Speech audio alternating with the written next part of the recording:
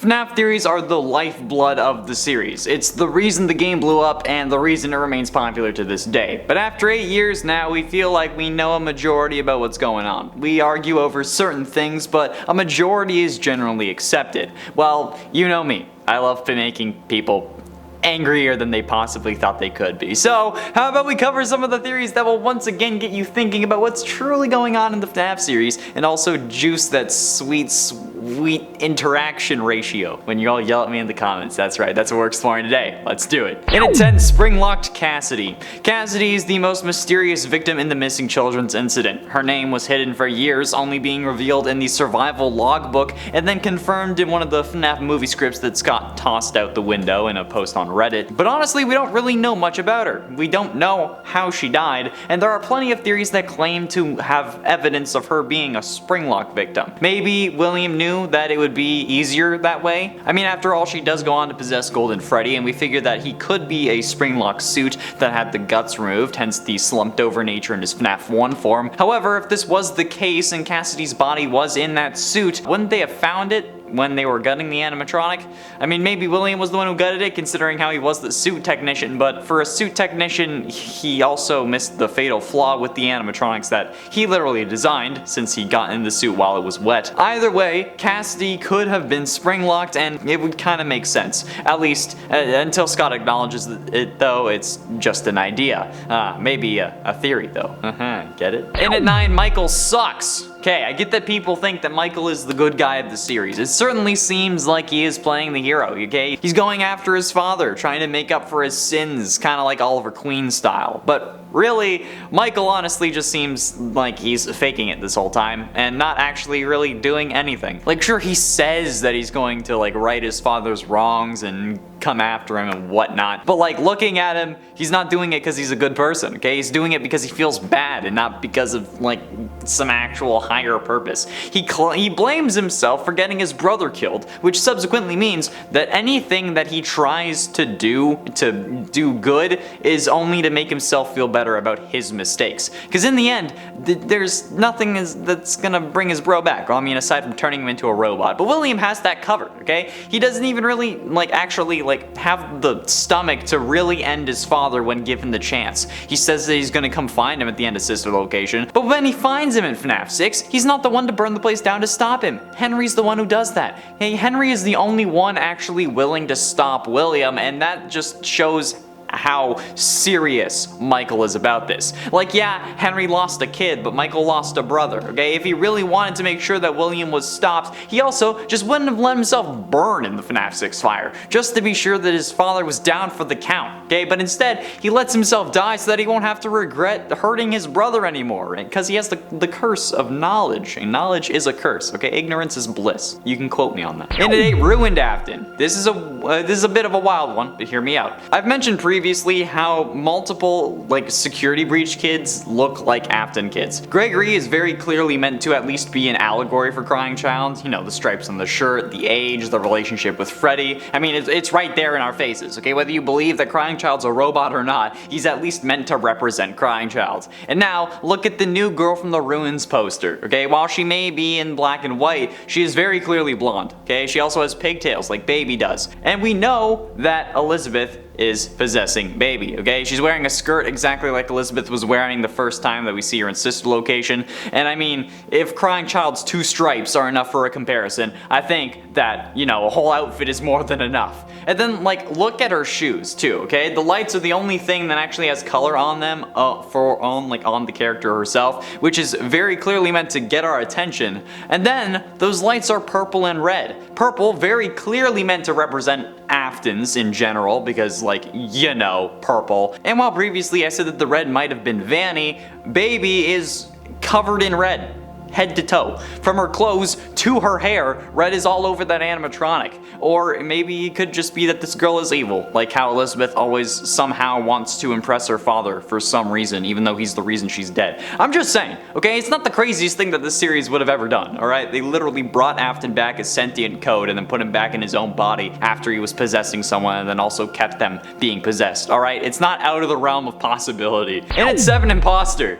Some thoroughly believe that this burn trap animatronic, this new version of like the Spring Bonnie animatronic, to not be William Afton, and instead somehow be Henry Emily, William's business partner and the father of his first victim. Why do they think this? Personally, I have no idea. However, I can kind of see why, but it would simply be due to inconsistencies. Since seemingly the endoskeleton for this version of Springtrap also has the same endo as the Glamrock animatronics, or the ones that we see in what is honestly the scariest part of this game.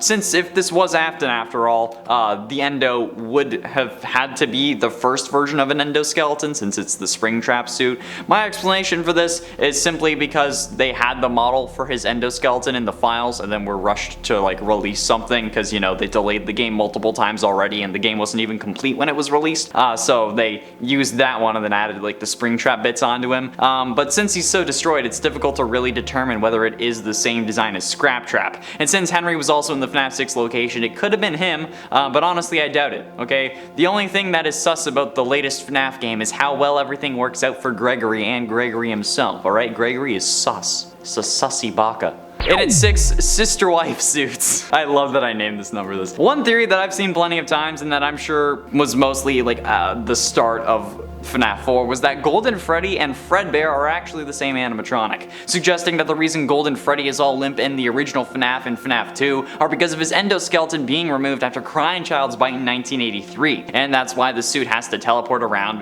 and cause hallucinations because it can't actually move. This would also probably mean that Crying Child was the one in the Golden Freddy suit instead of Cassidy. However, this also might not be true based on Golden Freddy and Fredbear being separate characters in Ultimate Custom Night, but also one of them's a nightmare version, so I don't really know if that counts. But also, just like the coloring and the size, Golden Freddy is much smaller than Fredbear would have been, and would have had to be, since, you know, Fredbear would have to accommodate a human plus robot parts on the side, and Golden Freddy wouldn't have to necessarily, since he would just be an animatronic and not a Springlocked suit. Halfway through into number 5, Henry Emily. Now, this is certainly an interesting idea, because seemingly Henry has died in multiple ways across FNAF canons, with his first apparent death being in the FNAF world at the hands of Baby. His death in the novel seems to have happened before the Silver Eye starts, and then he dies in FNAF 6 along with everyone else. But could one of these deaths involve a Springlock failure, or maybe just have something to do with Springlocks? Maybe Afton offed Henry in one of these realities himself, or maybe Baby has some form of Springlock mechanisms inside of her, and then when she killed Henry, she used those. I mean, hell, maybe Henry just climbed into the wrong suit at the wrong time. It's a question that we don't really pay attention to because, well, Henry's death doesn't really mean much to the story,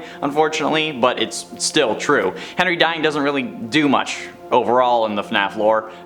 We didn't even really know that he was alive until FNAF 6, for God's sakes, so yeah, maybe for irony's sake, Scott had him bite the dust in a quicker way rather than just being burnt alive, or maybe it's just that Baby killed him, because I mean, Baby was in the FNAF 6 location too, so maybe it was Baby. In at 4, Finally Dead. The true ending for FNAF Security Breach is seemingly one of the most interesting parts of the game because it contains a load of little things to watch out for. After making your way into Burntrap's area, Freddy will be taken over by Afton's newest form, and it's up to Gregory to defeat him by using 3 monitors and buttons to burn him, which again is a whole other can of worms that I've talked about in a recent video. Players will need to avoid the animatronic enemies that Burntrap sends after us somehow. Don't know how they got down here and don't know how Monty ended up getting into the vent when he doesn't have any legs. But they come for Gregory and you can use the doors to lock him out, and then you gotta scare Roxy away and whatnot. But when Burntrap is burned more, the blob, which was the tentacle monster thing,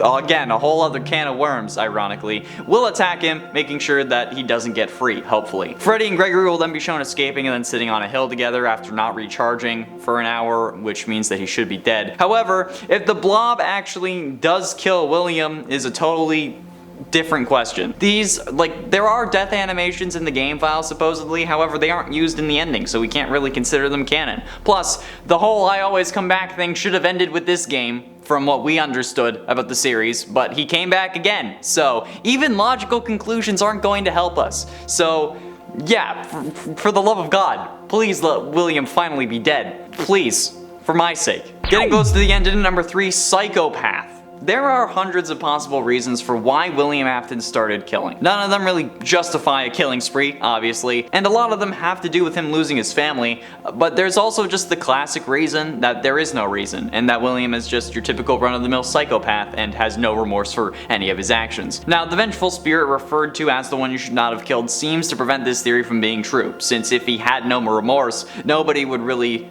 be considered the one that he shouldn't have killed. But remember, they named themselves. William didn't really name them because the manifestations in his head in FNAF Ultimate Custom Night were made by the vengeful spirit who wanted him to suffer. So William might not have considered them someone they shouldn't have killed, whether it be Cassidy or Crying Child, but they considered it themselves. It's entirely plausible that William has no regrets for any of his actions, hence why he continued his killing spree after he lost 2 out of his 3 children to it. I mean, he even sent Michael down to see his sister possessing a robot, who then also tried to kill him. So I think it's safe to say he probably doesn't really care about losing people that he should love, okay? He probably only had kids to actually seem normal, like those who are considered psychopaths or more commonly sociopaths try to fit in by having kids. Maybe he was doing that. But ultimately, in number 2, the truth about Remnant. Currently, what we know about Remnant and Agony tells us that to destroy it properly, we need to burn it, hence why there are so many damn fires in this series. FNAF 3, 6, and 9 all end with something or someone getting burnt.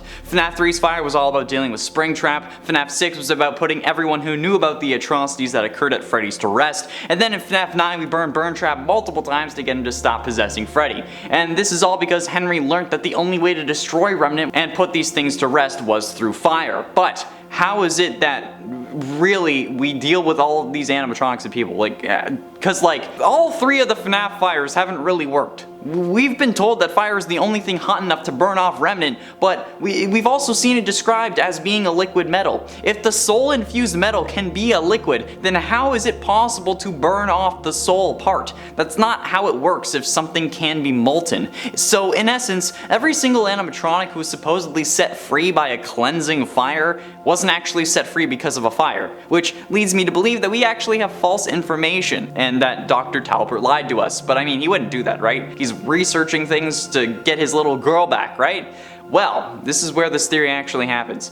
I don't think Dr. Talbert is a real person. Or rather, I guess he is a real person, but that's not actually his name. Think about it. Who else do we know that has an endless flow of Remnant from an undisclosed source and a close personal friend working against him? William Afton. Yeah, that's right. Who made up the whole Remnant thing needs to be burned so that he can't be killed, really, because, come on. That's why. And finally, in number 1, false conviction. On this channel's previous full FNAF timeline video, I think the most recent one, since we haven't really talked about anything after Security Breach, YouTube user Shauna S commented saying, quote, "Quick little theory. You know how in the first game it says the killer was convicted for the murders of the missing children? If that's the case, I think that Henry was falsely convicted. But since they couldn't find the bodies, he got 25 to 30 years and then got let out of prison when Fazbear Frights happened. It explains to me why he wasn't involved in the first few games. I will say I've heard a lot of different information concerning the missing children's incident, so my theory could be wrong. Just wanted to put it out there. And then they gave me permission to use it in videos. So honestly, Henry being falsely imprisoned for the missing children's incident does explain a lot. Considering how there were no bodies, though, there wouldn't be much forensic evidence, so the case would rely on circumstantial evidence to get a conviction. But when it's the death of multiple kids, they definitely want to explore every avenue. So the case could have dragged on for a while, until 1993, when the Fazbear Frights location closed, with William inside. 30 years is a lot of time for new evidence to come to light, and maybe Henry got let out earlier than that, but didn't act until William was free, since, he was trapped in a building. While the whole, he was convicted thing could be explained away by Scott not thinking there would be another game, let alone 8 more, maybe he just wanted to see the story of the killer ended. This could be a great explanation for things and explain why nothing happens until FNAF 3, so good job. That's all the time we have for today, friends. Thank you all so much for watching. I have been Sean Connor Monroe, and I'll see you in another video.